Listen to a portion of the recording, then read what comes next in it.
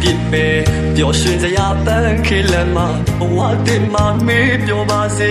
ငါလိုလူအသုံးမှမဝင်နာမိတွေ့ငါဟာအမုန်းဆုံးရဲ့သူလားဒီဘဝမှာတော့မင်းနဲ့မဖြစ်နိုင်ပဲအတိတ်ဆုတောင်းမှခဲ့လေလေကွာမျောလင့်ထားတဲ့စိတ်ကူးတချို့ဟာလမ်းခရီးတော့မှအိမ်မက်လို့ဖြစ်လာ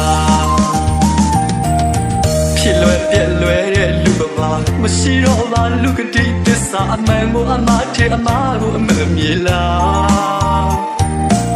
အကျိုးလို့ညောင်ရည်လောင်းတယ်လို့အလိုရှိမှချစ်အောင်ဆောင်ပြလာမာယာများတဲ့လူလောကမှာအချစ်မှလည်းအတူအယောင်တွေပေါ်လာ